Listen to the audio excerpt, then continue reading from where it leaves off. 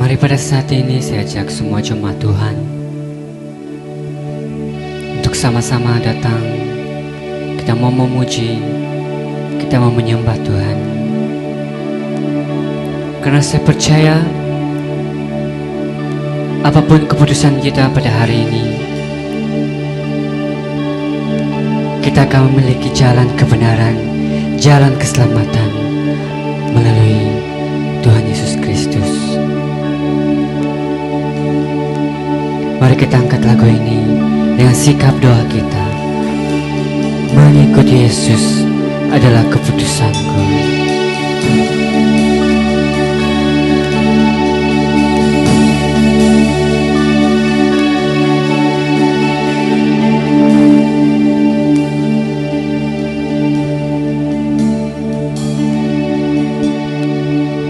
Mengikut Yesus keputusanku, mengikut Yesus keputusanku, mengikut Yesus keputusanku, ku tak ingkar, ku tak ingkar. Sekali lagi mari kita katakan, mengikut Yesus adalah keputusanku. Mengikut Yesus keputusanku, mengikut Yesus keputusanku, mengikut Yesus keputusanku, ku tak ingkar, ku tak ingkar. Salib di depan, salib di depan, dunia ku tinggal. Salib di depan, dunia ku tinggal. Salib di depan, dunia ku tinggal. Ku tak ingkar, ku tak ingkar.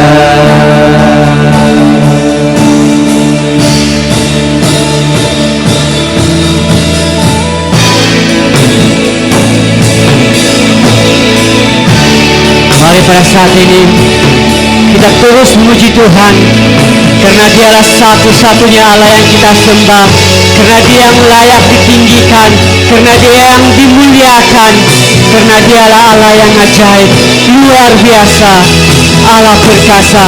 Mari kita katakan, kami memuji kebesaran-Mu Tuhan.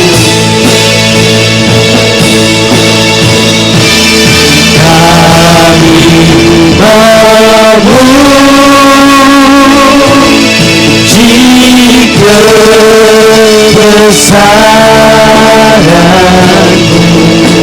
Karena Engkau ajaib Tuhan,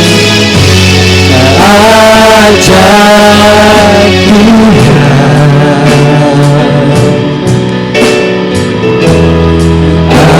ajaib Tuhan.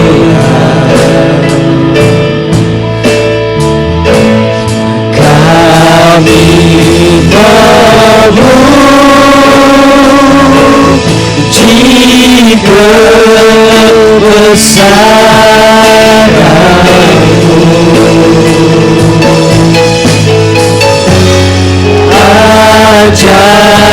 ajaib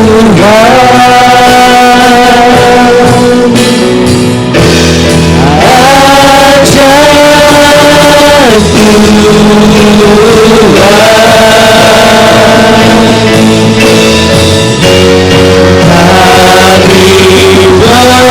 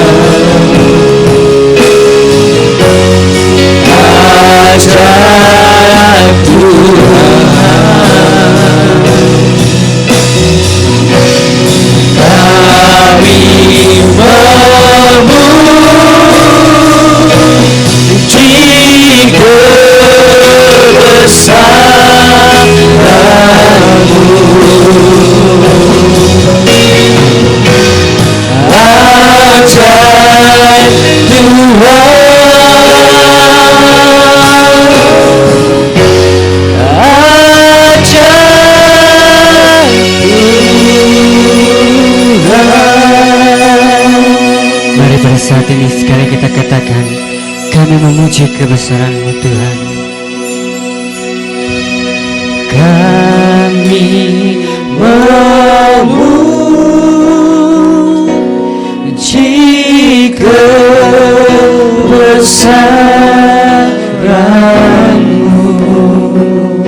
Ajar Kau Tuhan, ajar Tuhan,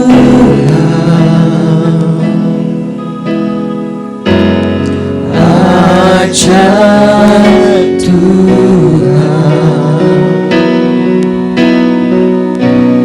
Kami memuji kebesaran-Mu.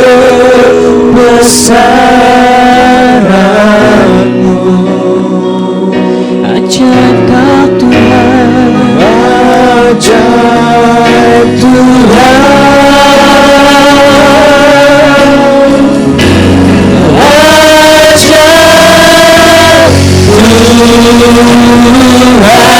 Sekali kita katakan, kami memuji,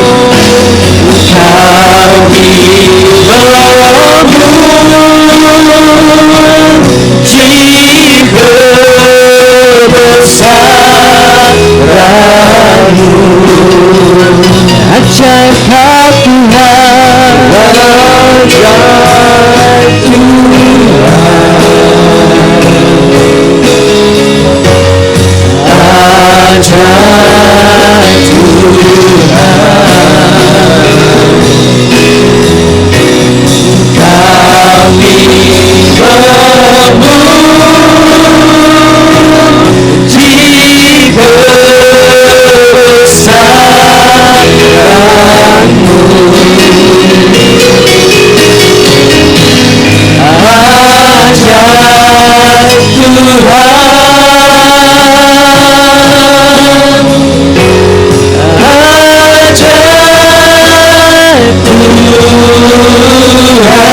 katakan, dia ajaib,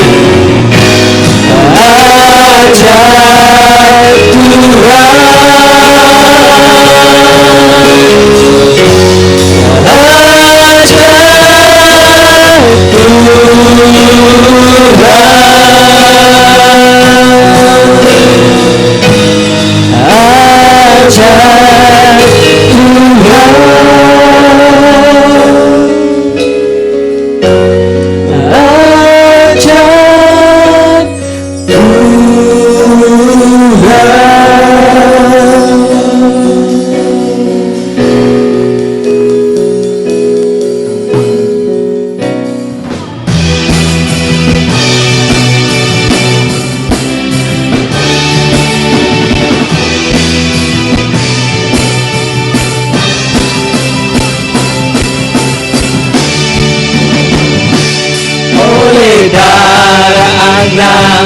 domba,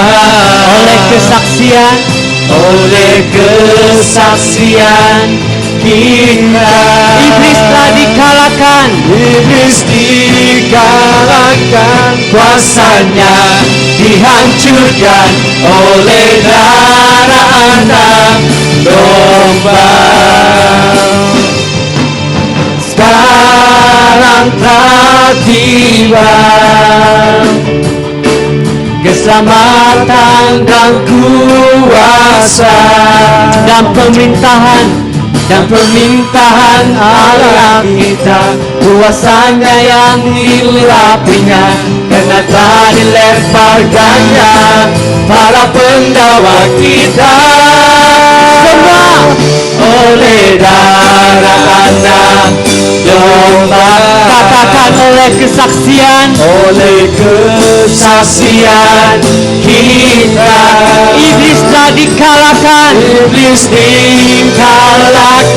kuasanya dihancurkan oleh darah anak domba. Allah. Mari sekali kita katakan, Sekarang telah tiba keselamatan dan kuasa dan permintaan Allah kita, kuasanya yang diurapinya, karena tak dilemparkannya pada pendakwa kita.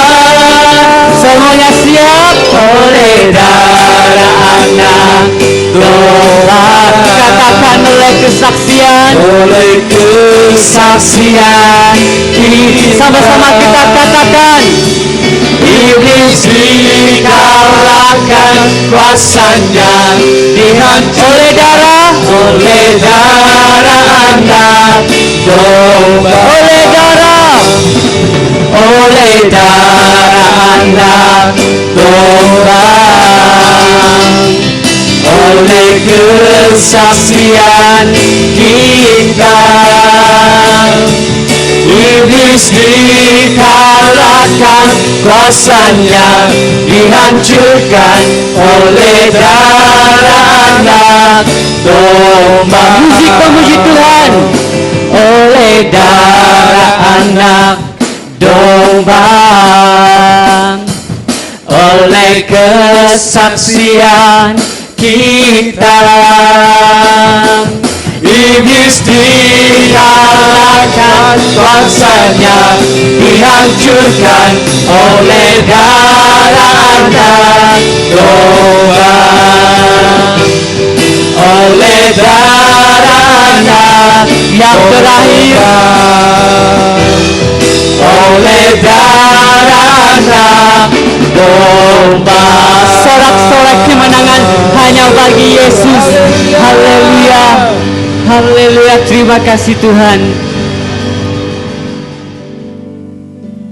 Oke, mari pada saat ini, sebelum kita mendengar firman Tuhan, sebelum kita mengambil perjamuan kudus, mari kita merenungkan kebaikan Tuhan dalam kehidupan kita. Apa yang Dia telah berikan kepada kita. Dia mati di kayu salib hanya untuk memberikan jalan keselamatan bagi setiap manusia. Mari pada saat ini kita angkat lagu ini sebagai sikap doa kita. Haleluya Lord, kami datang.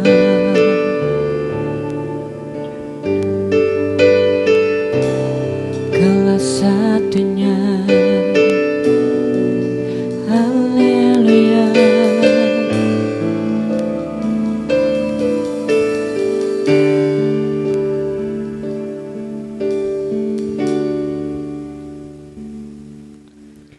Hanya Kau Tuhan di hidupku, Kau berikan hidup yang baru. Darah-Mu menyucikan, pulihkan hatiku. Ku nyatakan Kaulah segalanya. Engkaulah sumber pengharapan. Engkaulah sumber pengharapan. Kuasa-Mu sanggup menyembuhkan. Jiwaku pun berserah hanya kepadamu. Yesus, Kaulah segalanya. Karena salib-Mu, karena salib-Mu ku hidup. Karena salib-Mu ku menang. Engkau yang berkuasa, sanggup untuk melakukan mujizat-Mu. Karena salibmu ku hidup, karena salibmu ku menang. Engkau yang berkuasa, sanggup untuk melakukan mujizatmu di hidupku.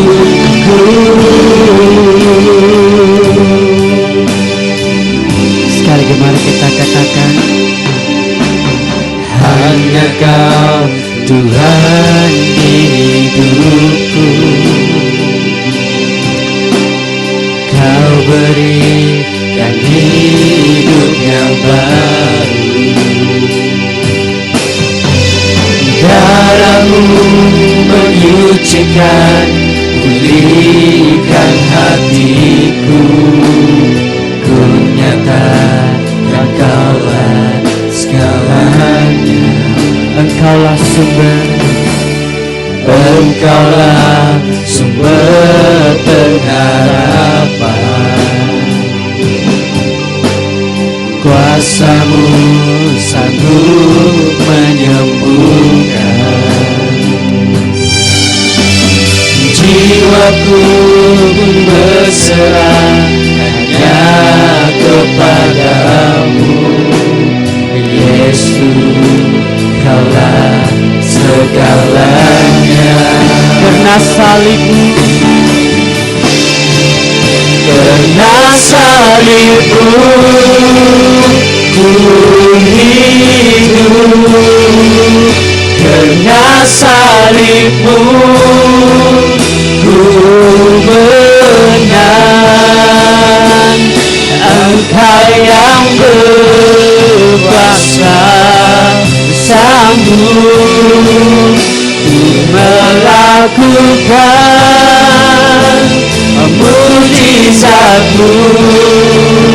Karena salibmu ku hidup, karena salibmu ku menang. Engkau yang berkuasa, sanggup untuk melakukan mujizatmu di hidupku.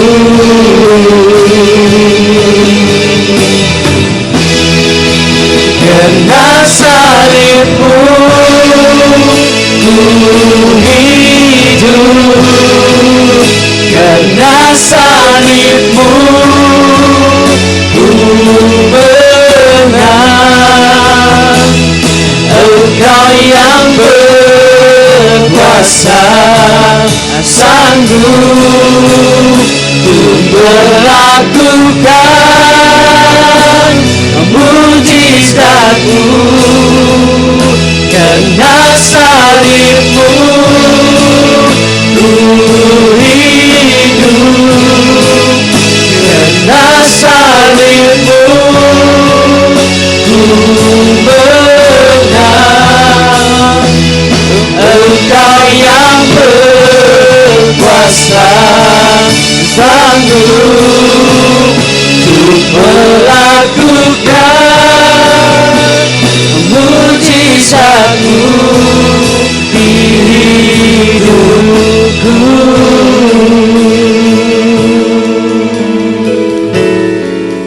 Untuk melakukan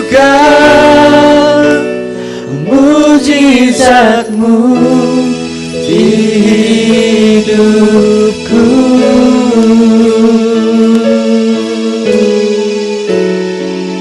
Untuk melakukan mujizatmu di hidupku.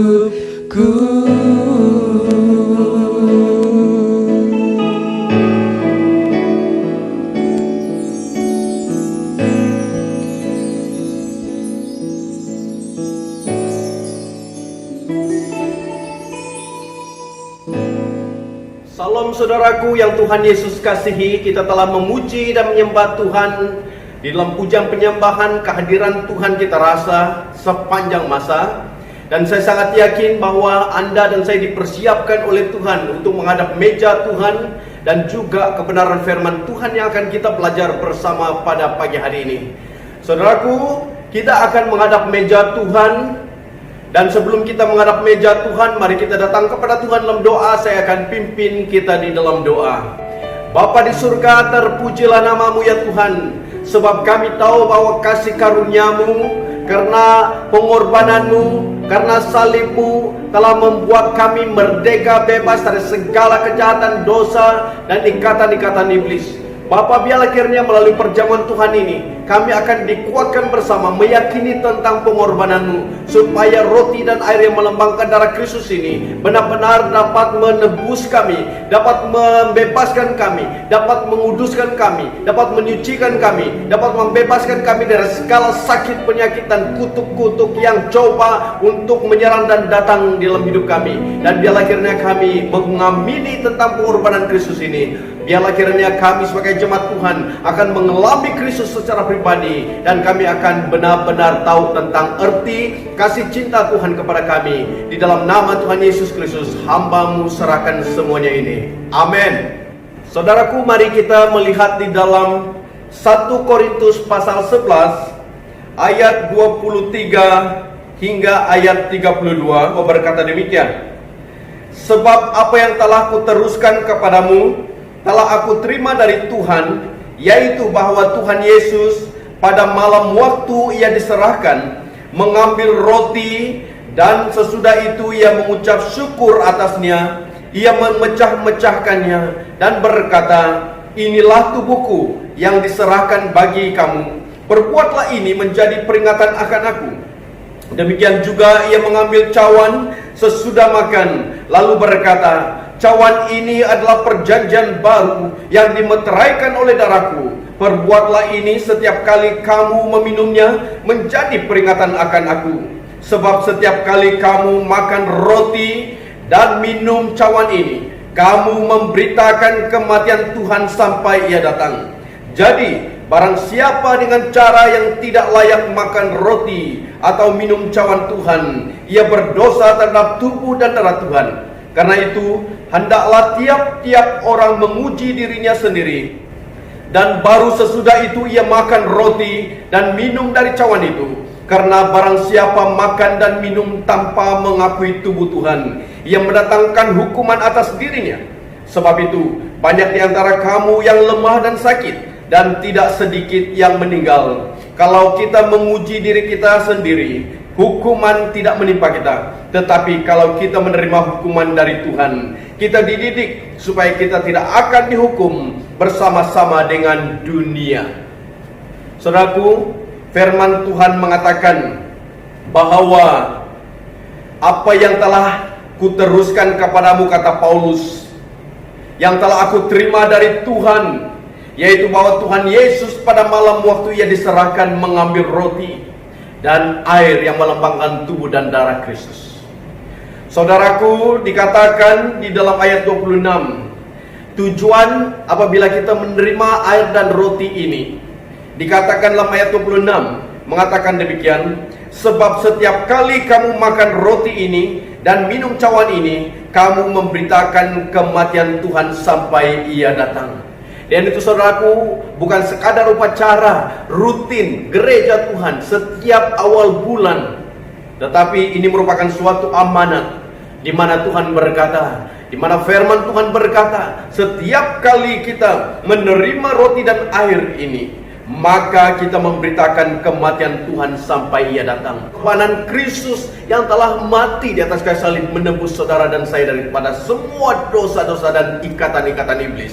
Dan itulah pesan berita yang harus kita sampaikan tentang kematian Yesus. Amin, saudaraku.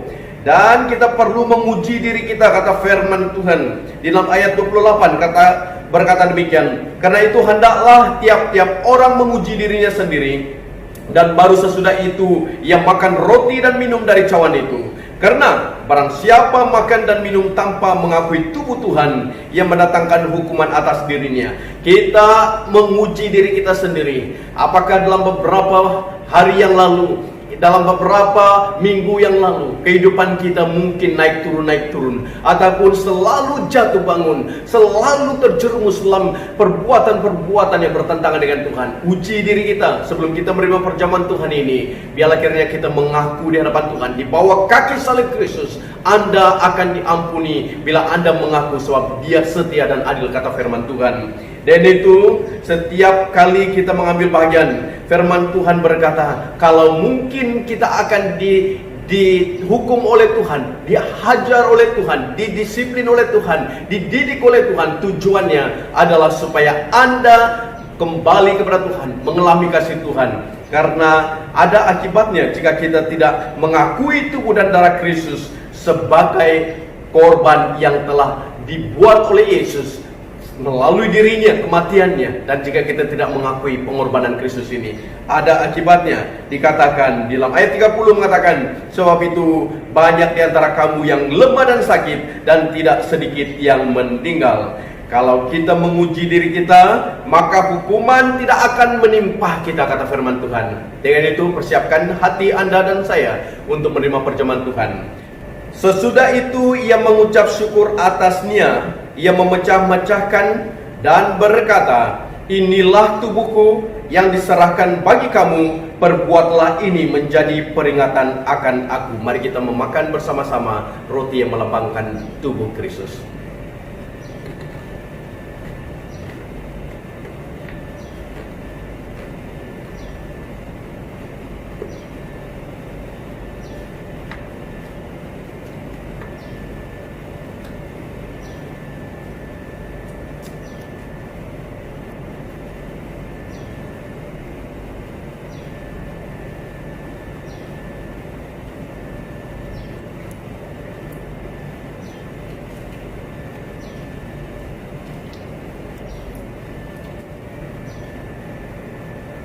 Demikian juga ia mengambil cawan sesudah makan lalu berkata, cawan ini adalah perjanjian baru yang dimeteraikan oleh darahku.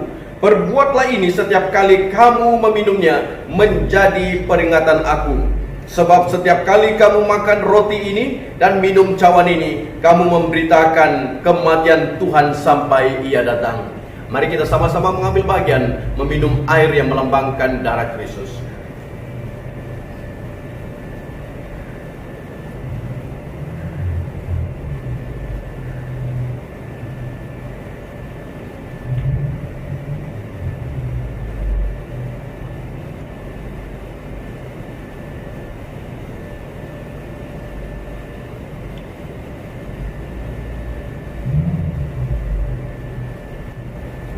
Mari kita datang kepada Tuhan sekali lagi.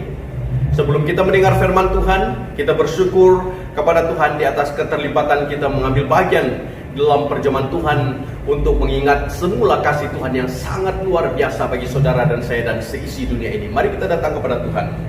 Bapa di surga, terpujilah namamu, sebab kasih-Mu yang Engkau tunjukkan melalui anak-Mu Yesus Kristus, mati di atas kayu salib, dan darah-Mu yang mengalir dari tubuh-Mu, ya Tuhan Yesus, telah menyucikan kami, membebaskan kami, sehingga kami layak menyebut Engkau sebagai Tuhan. Tubuh-Mu yang dihancurkan karena cinta kasih kepada kami, biarlah kiranya kami juga benar-benar akan melihat bagaimana harus kami mengambil peranan untuk menyampaikan Injil Tuhan kepada setiap orang yang ada di sekitar kami, supaya mereka mengenal Tuhan sebagai Tuhan yang telah mengambil tempat kami, mati di atas kayu salib, membebaskan kami, sehingga kami dibenarkan di hadapan Allah Bapa Surgawi, karena perdamaian telah dibuat oleh Yesus Kristus melalui kematian di atas kayu salib. Terima kasih Bapak, sebentar firman Tuhan disampaikan, Roh Tuhan berbicara kepada kami, supaya kebenaran firman Tuhan itu mengambil tempat dalam seluruh kehidupan kami, dan firman Tuhan tidak akan sia-sia diberitakan, tetapi akan tertanam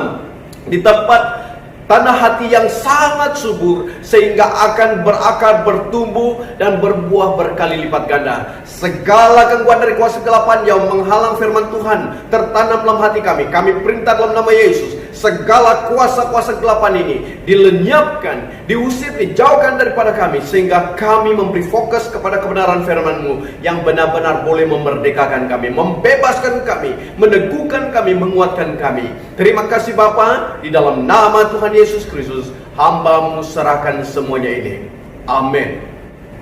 Saudaraku, mari kita membuka di dalam Galatia pasal 1 ayat 4 berkata demikian, yang telah menyerahkan dirinya karena dosa-dosa kita untuk melepaskan kita dari dunia jahat yang sekarang ini, menurut kehendak Allah dan Bapa kita. Itu merupakan kata yang telah disebut oleh Rasul Paulus kepada jemaat di Galatia. Saudaraku, inilah kebenaran firman Tuhan yang akan kita belajar pada pagi hari ini dengan suatu tema, tujuan utama salib Kristus. Menyebut tentang salib, setiap orang di dunia ini tahu dan mengerti tentang simbol salib adalah simbol orang Kristen. Dan kebanyakan kita sebagai orang yang percaya kepada Tuhan dan orang Kristen dari berbagai denominasi gereja, kita sangat suka menggunakan kalung salib. Dan juga di rumah, di depan pintu, di dalam bilik, diletakkan salib yang berbagai bentuk. Dan juga di dalam kereta, salib digantung di dalam kereta kita. Dan orang akan faham bahwa Anda adalah orang Kristen. Tetapi tahukah saudara, sejauh mana pengertian saudara, sejauh mana pengertian saya, sejauh mana pengertian dunia tentang tujuan salib itu sebenarnya? Bukan sekadar sebagai hiasan, sebagai simbol, tetapi kita harus mengerti tentang tujuan salib, tujuan pengorbanan, tujuan kematian Yesus Kristus itu. Itulah yang kita mau mengerti, dan itu yang akan kita belajar pada pagi hari ini. Tujuan utama salib Kristus. Amin saudaraku. Kita melihat di dalam Ibrani pasal 10 ayat 19 hingga 20 juga menerangkan, dikatakan, oleh darah Yesus kita sekarang penuh keberanian. Keberanian apa saudaraku? Keberanian untuk dapat masuk ke dalam tempat kudus. Karena Ia, yaitu Yesus, telah membuka jalan yang baru dan yang hidup bagi kita melalui tabir, yaitu dirinya sendiri. Darah Yesus Kristus telah membuat saudara penuh keberanian untuk masuk di ruang maha kudus. Kalau di dalam perjanjian lama saudaraku, di dalam kemah suci, korban binatang diperlukan untuk dipersembahkan di tempat maha suci. Dan imam berganti-ganti ataupun 1 tahun sekali saja seorang imam mempersembahkan korban, memercikkan darah di dalam rumah ataupun di dalam bait Allah, di dalam kemah suci. Bahkan di tempat yang paling kudus, di dalam bait Allah itu, hanya imam yang layak untuk masuk. Tidak dibenarkan orang awam masuk. Saudaraku, ini menceritakan tentang suatu perkara di mana tidak ada orang yang berani datang dan melanggar setiap peraturan ini, sebab ada akibatnya karena kekudusan Allah itu. Tetapi bersyukur karena firman Tuhan dalam Ibrani ini mengatakan bahwa oleh darah Yesus Kristus Anda dan saya penuh keberanian menghadap Allah di tempat yang maha kudus. Amin saudaraku. Hal inilah yang menjadi suatu sebab utama kita dapat menghadap Allah, tata Allah yang maha kudus. Dan Tuhan Yesus melalui dirinya sebagai tabir, kata firman Tuhan, sebagai tirai yang telah dibuka jalan yang baru dan yang hidup, kata firman Tuhan, sehingga saudara dan saya tidak ada lagi halangan untuk menghadap Allah secara pribadi, sebab Yesus telah mati di atas kayu salib. menjadi korban mengganti tempat saudara dan saya. Dan selayaknya saudara dan saya penuh keberanian menghadap takhta Allah yang luar biasa, menerima Anda dan saya seadanya, sebab Yesus telah mengambil tempat saudara di atas kayu salib, yang selayaknya saudara dan saya menanggung segala dosa, hukuman Allah. Tetapi karena Allah itu begitu setia, adil Tuhan dan kasih-Nya, sehingga anaknya dikorbankan, Anda dan saya layak menghadap takhta kudus Bapa surgawi. Amin. Dengan itu saudaraku, kita akan belajar 4 perkara, yaitu tujuan dari salib Kristus.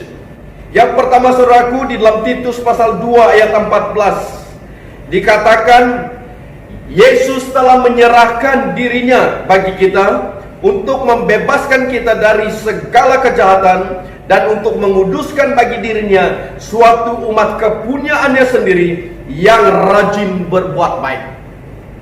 Yang pertama, tujuan pertama salib Kristus adalah menebus kita dari segala kejahatan, membebas saudara dari segala kejahatan, kata firman Tuhan, sehingga menguduskan Anda, sehingga membuat Anda layak menghadap takhta Allah Bapa surgawi, menjadi umat kepunyaan Allah sendiri. Untuk menjadi apa? Untuk berbuat apa? Supaya Anda rajin berbuat baik. Tujuan penebusan, tujuan pembebasan Anda dari kejahatan, supaya Anda hidup di dalam kebaikan-kebaikan yang dimunculkan daripada hati yang telah diubah, sehingga Anda menjadi berkat bagi orang lain. Amin saudaraku. Anda dilihat oleh orang, oleh dunia bahwa Anda kepunyaan Allah sendiri. Dan bila Anda benar-benar dapat meletakkan tujuan utama salib Kristus itu, yang telah membuat Anda bebas dari kejahatan, Anda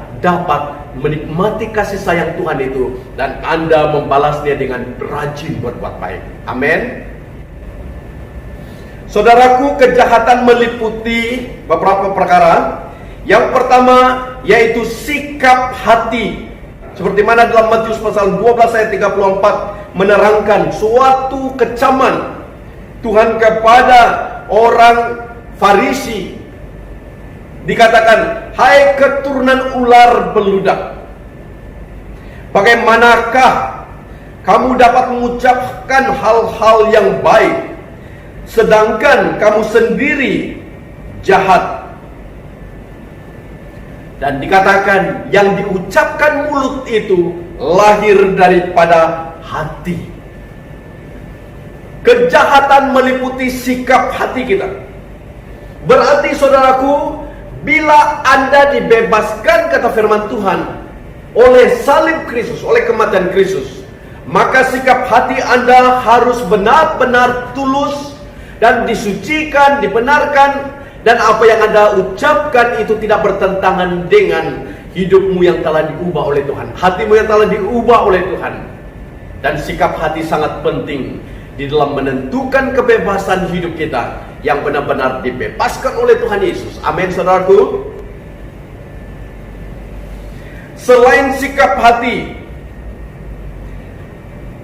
kejahatan meliputi tindakan kita.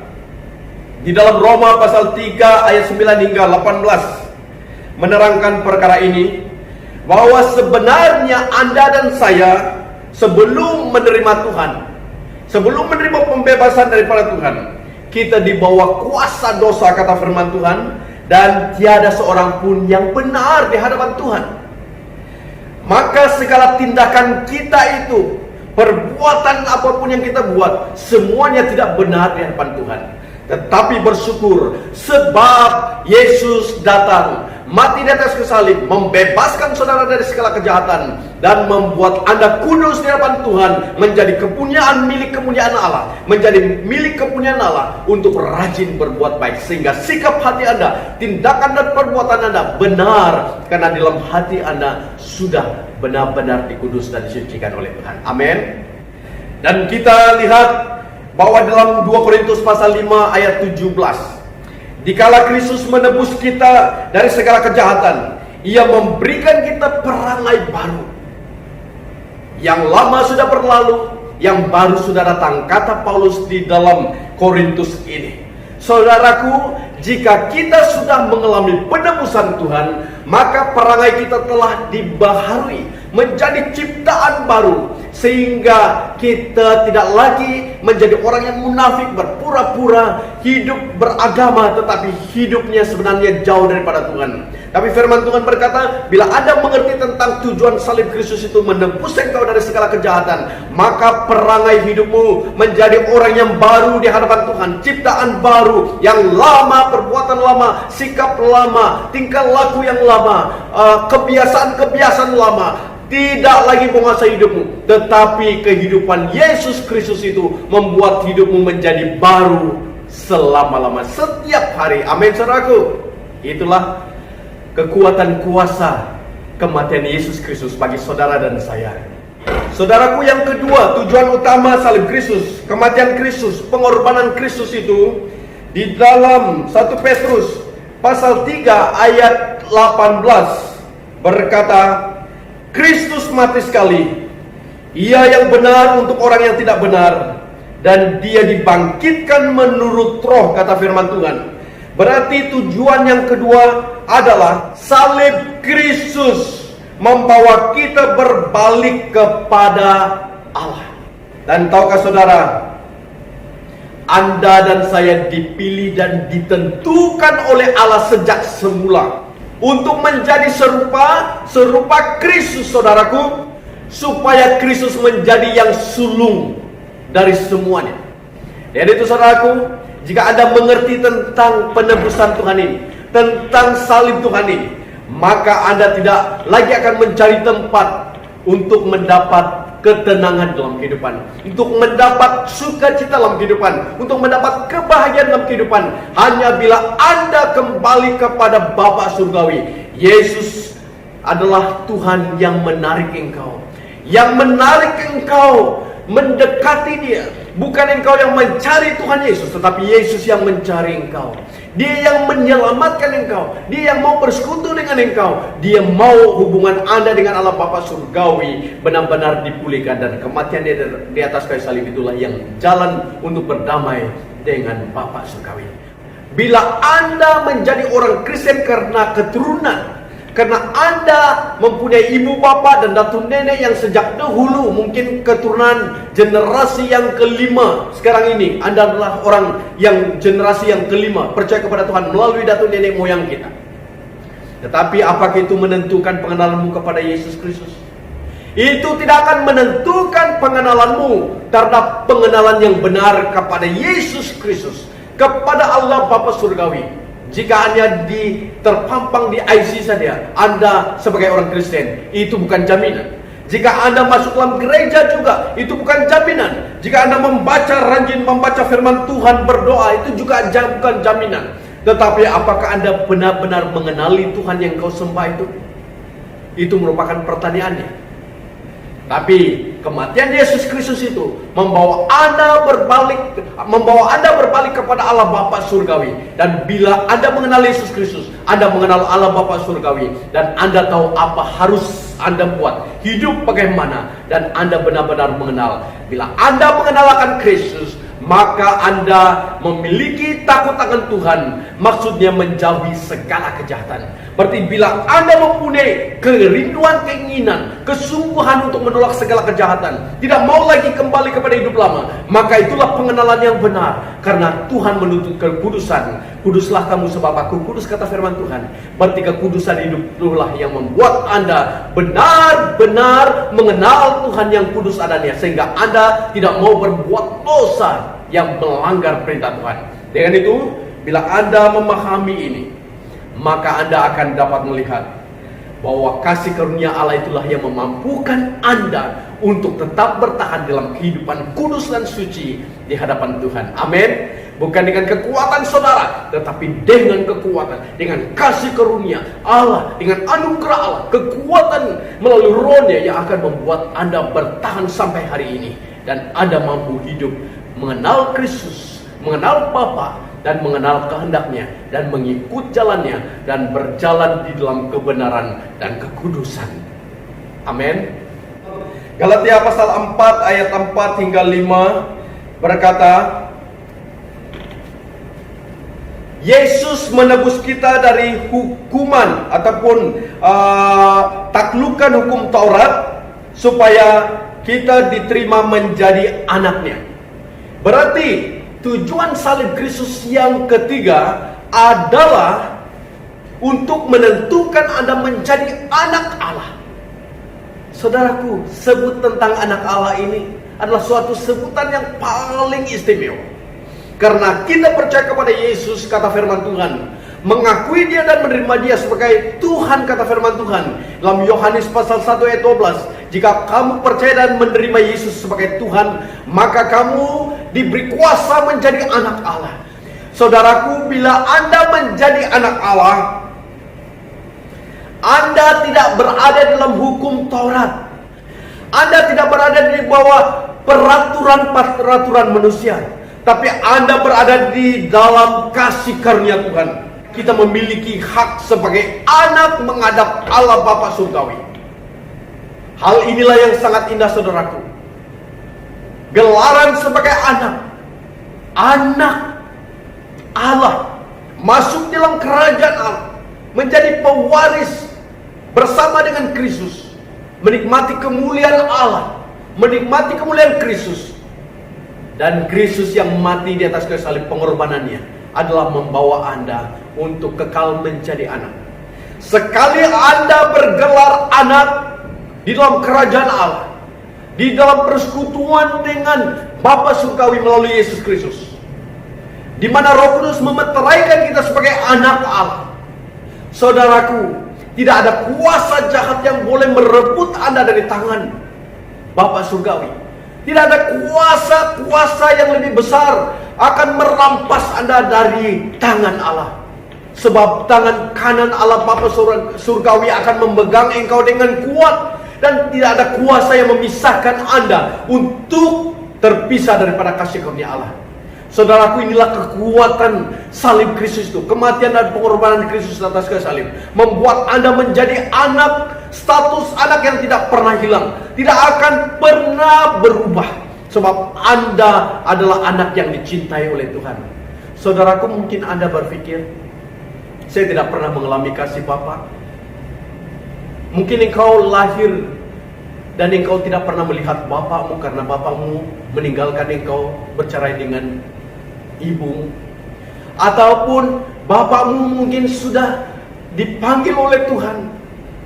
Ataupun engkau memiliki bapak yang masih hidup hari ini, tetapi kehidupan bapakmu tidak menjadi contoh dan teladan yang baik, sehingga Anda berpikir bila disebut tentang istilah bapak, itu menjadi suatu perkara yang benar-benar membuat Anda tidak suka mendengar istilah Bapa.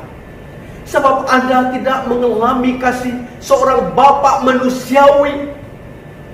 Saudaraku, itu merupakan pengalaman yang sangat pedih, pengalaman yang sangat sukar, pengalaman yang sangat sulit.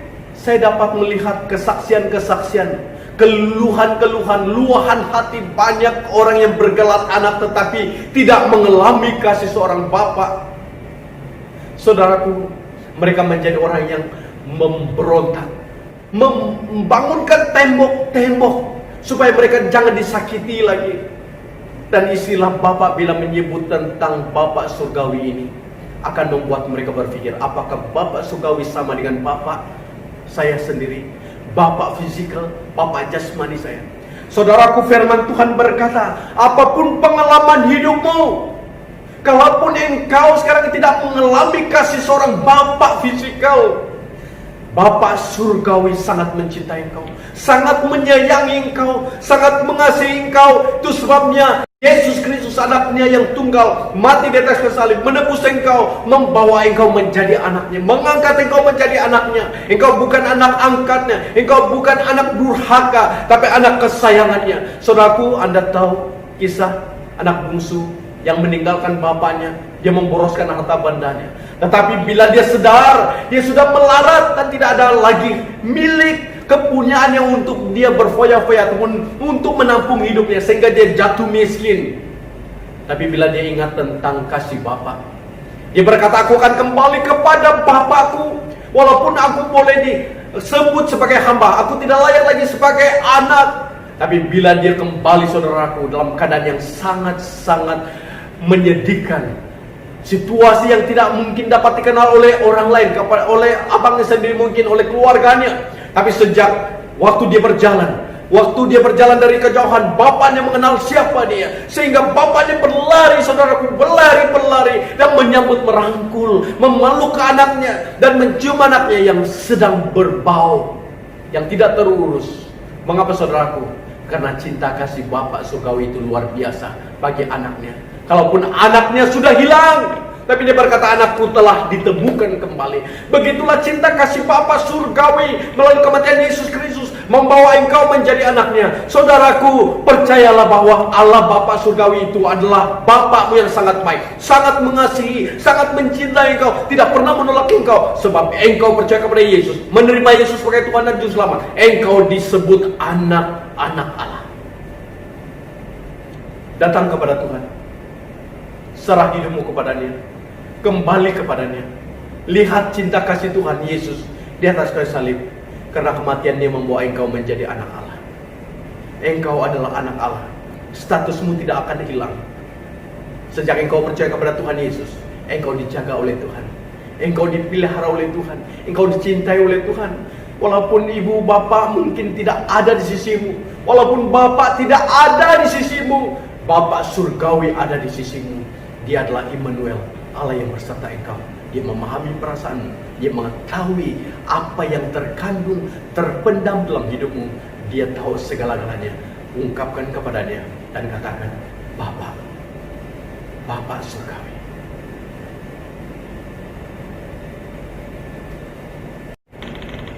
Dan yang terakhir, tujuan utama salib Kristus, pengorbanan Kristus, kematian Kristus. Di dalam Galatia pasal 1 ayat 4 tadi yang kita baca, saya baca sekali lagi. Yesus Kristus yang telah menyerahkan dirinya karena dosa-dosa kita, untuk melepaskan kita dari dunia jahat sekarang ini, menurut kehendak Allah dan Bapa kita. Saudaraku, tujuan yang keempat yang kita belajar tentang salib pengorbanan Kristus adalah supaya kita dilepaskan dari pengaruh dunia ini. Saudaraku, pengaruh dunia ini setiap hari, setiap masa, setiap detik, setiap jam, kita tidak akan terhindar dari pengaruh jahat. Pengaruh media sosial, pengaruh pergaulan-pergaulan dengan kawan, seagama ataupun tidak seagama. Di dalam company-company, di tempat pekerjaan kita, pengaruh itu ada, pengaruh jahat itu ada, pengaruh dunia itu ada, saudaraku. Saudaraku, bila Anda tahu tentang pengorbanan Kristus itu, membebaskan engkau dari pengaruh dunia ini, maka Anda selepas dan setelah menerima Yesus sebagai Tuhan dan Juru Selamat, karena Anda disebut sebagai anak Allah, maka Andalah yang mempengaruhi dunia ini, Andalah yang mempengaruhi lingkungan, Andalah yang mempengaruhi kawan-kawan. Pengaruh yang baik yang muncul dari hatimu, sebab engkau telah diubah oleh Tuhan. Saudaraku, banyak kesaksian orang yang hidup tidak benar di depan Tuhan dahulu. Hidup mereka minum minuman yang keras, alkohol, mabuk-mabukan. Mereka berjudi, mereka berzina, mereka curang terhadap pasangan, mereka membunuh, dan banyak kejahatan-kejahatan lain, saudaraku. Tetapi bila mereka diubah oleh Tuhan, terima Yesus sebagai Tuhan dan Juru Selamat, kehidupan mereka telah diubah.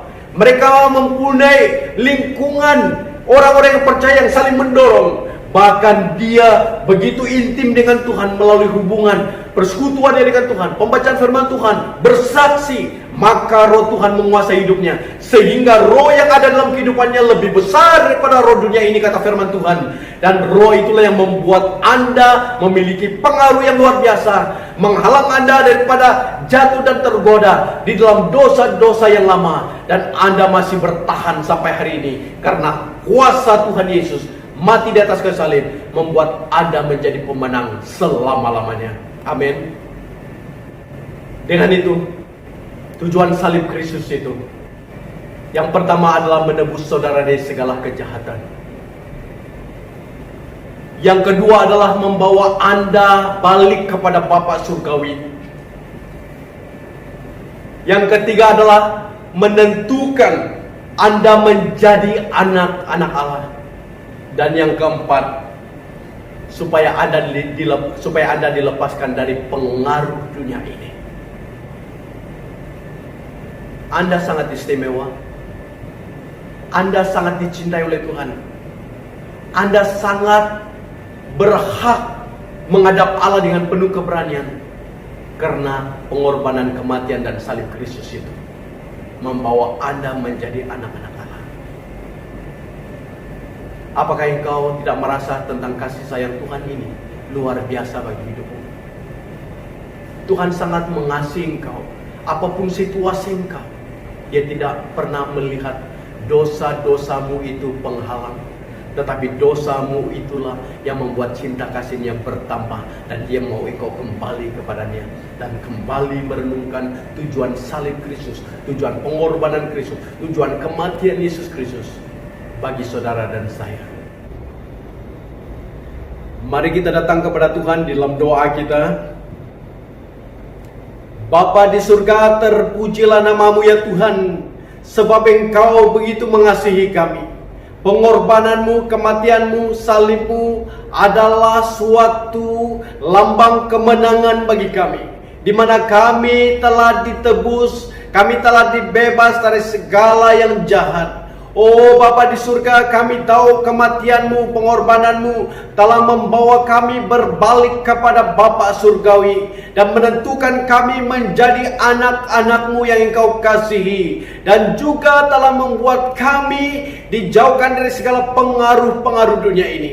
Dan itu Bapa, supaya setiap pribadi kami yang telah mendengar firman Tuhan mengerti tentang tujuan utama salibmu, kematianmu, pengorbananmu, supaya kami tidak lagi berada dalam dunia kami sendiri, tidak berada dalam dunia kegelapan, tidak berada di dalam kehidupan lama kami, tetapi kami benar-benar adalah anakmu yang diberikan kuasa penuh menjadi orang yang dapat mempengaruhi dunia ini, supaya kami dapat memberitakan tentang kematian Kristus kepada setiap orang, kasih-Mu kepada setiap orang, supaya mereka juga menerima Engkau sebagai Tuhan dan Juru Selamat. Oh Bapa, berkati setiap pribadi kami sebagai anak-anak-Mu, supaya kami dengan yakin, dengan sungguh-sungguh bahwa kami dipunyai oleh Tuhan, dimiliki oleh Tuhan, dan kami adalah anak yang dikasih oleh Engkau. Terima kasih Bapa, supaya kebenaran firman Tuhan ini mengambil tempat dalam seluruh kehidupan kami, dari sekarang sampai selama-lamanya. Terpujilah Engkau, di dalam nama Tuhan Yesus Kristus hamba-Mu sudah berdoa. Salam semua. Again, di sini kami sebagai Majelis Gereja secara resmi untuk mengumumkan bahwa kita akan menunda ibadah kita yang telah kita war-warkan pada 1 hari bulan 11, yaitu minggu depan, memandangkan situasi dan keadaan kes bertambah di kawasan kita.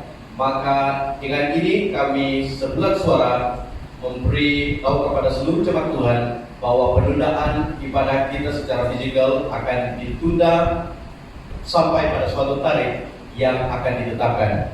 Walaupun keadaan ini agak membimbangkan di seluruh dunia dan juga Malaysia, tapi saya sangat yakin bahwa sebagai orang yang percaya kepada Tuhan, kita tetap memiliki Tuhan yang luar biasa menjaga kita. Dengan itu ada harapan kita untuk bertemu di dalam ibadah fisikal, tapi kita perlu tunggu waktu yang paling sesuai. Apapun di dalam setiap situasi, sama ada dalam rumah, waktu kita keluar daripada rumah, waktu kita keluar pergi bekerja, kita tetap mematuhi SOP yang telah ditetapkan. Dan saya sangat yakin bahwa tiba masa yang paling tepat, Tuhan akan campur tangan, dan kita sebagai umat Tuhan akan melihat kuasa Tuhan itu bekerja dalam kehidupan kita.